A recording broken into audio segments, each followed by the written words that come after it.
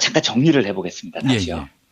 정보를 갖고 있는 사람이 정보를 갖고 있지 않는 사람에게 자기를 어필하기 위해서, 상대를 유혹하기 위해서 정보를 주는 행위를 신호를 준다라고 표현을 합니다. 그리고 그 유혹을 위한 신호를 줄 때 가장 유용한 방법은 말이 아니라 자기를 희생하는 것, 코스틀리 시그널을 주는 겁니다. 그리고 그 희생이 강하면 강할수록 상대는 자기를 더 믿게 됩니다. 날 사랑해? 그렇다면 3층에서 뛰어내려. 이때 3층에서 뛰어내리면 사랑이 강하게 입증이 된다는 거죠. 그러면 엊그저께 있었던 충격적인 일을 복기를 다시 한번 해보겠습니다. 예. 145대 145였나요?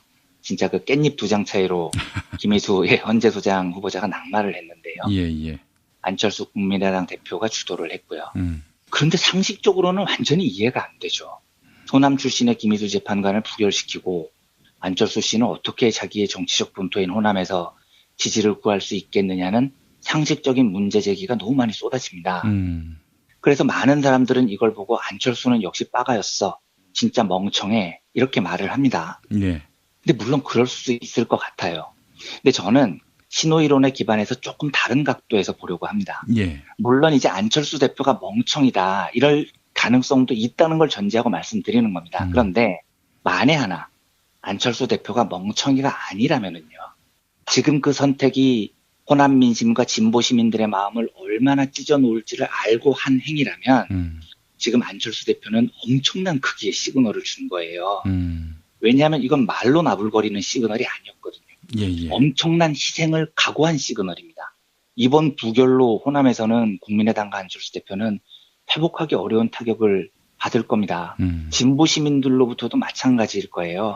아마 국민의당이 다음 선거를 하면 본토라고 생각했던 호남에서는 그나마 남아있는 지지율도 박살이 날 가능성이 높아 보이는데요. 보수표만 받아야 돼요, 한마디로. 그렇죠. 예, 그러니까 지금 이건 비교를 하자면 누군가가 야, 나를 사랑한다면 10층에서 뛰어내려 했는데 진짜 10층에서 뛰어내린 겁니다. 자기 온몸을 불사르는 시그널을 엄청난 걸 내주고 지금 10층에서 뛰어내렸어요. 예.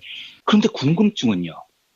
누군가가 만약에 안철수 씨에게 야, 나를 사랑한다면 10층에서 뛰어내려서 입증해봐 라고 요구를 한 쪽이 그렇다면 과연 누구냐는 겁니다. 그러니까 안철수 대표는 호남 민심과 진보 시민의 마음을 이렇게 헤집어 놓고 루비콘강을 건너면서까지 막대한 희생을 하면서까지 시그널을 던졌는데 그 시그널이 과연 누구를 유혹하기 위해서 던졌을까 하는 게 제 궁금증이에요. 예. 저는 그게 보수 진영이라는 생각이 들더라고요. 그러니까 즉 안철수 대표가 다음 대선 때에는 진보는 당연히 아니고 중도 후보도 아니고 보수 후보가 되겠다는 꿈을 굳힌 게 아닌가 하는 의심이 저는 들었어요. 왜냐하면 이 시그널이 너무 강력해요. 너무 희생이 큽니다. 예. 그런데 저 엄청난 희생의 시그널을 던지면서까지 누군가를 유혹하려 한다면 그 유혹이 될 수 있는 세력은 극우 보수파밖에 없거든요. 예. 그러니까 안철수 대표가 호남을 던지면서까지 날린 저 시그널은 난 앞으로 우파의 길을 걷겠어. 다음 대선에서는 진보 진영에 대항하는 범보수 단일 후보가 되겠어. 간단히 말하면 자유당이나 바른정당하고 한편이 되겠어. 이 첫 발을 내디딘 게 아닌가 하는 게 제 생각이었습니다. 물론 이제 제 생각이 틀렸을 수도 있고요. 저와 다르게 생각하는 분도 있을 줄 압니다. 지금 이완배 기자님 말씀이 틀린 거라면은 안철수는 바보라는 얘기 아닙니까? 빠가인 거죠. 예, 그러니까 안철수가 빠가이거나 이거이거나 저는 둘 중에 하나라고 생각을 해요. 이게 아니면은 저는 다른 방식으로 해석이 안 되더라고요. 이 짓이요.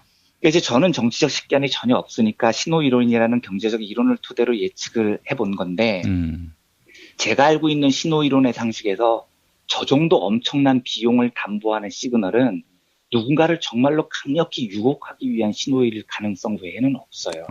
일단은 꿈을 굳힌 게 아닌가 하는 의심이 저는 들었어요. 왜냐하면 이 시그널이 너무 강력해요. 너무 희생이 큽니다. 예. 그런데 저 엄청난 희생의 시그널을 던지면서까지 누군가를 유혹하려 한다면 그 유혹이 될 수 있는 세력은 극우 보수파밖에 없거든요. 예. 그러니까 안철수 대표가 호남을 던지면서까지 날린 저 시그널은 난 앞으로 우파의 길을 걷겠어. 다음 대선에서는 진보 진영에 대항하는 범보수 단일 후보가 되겠어.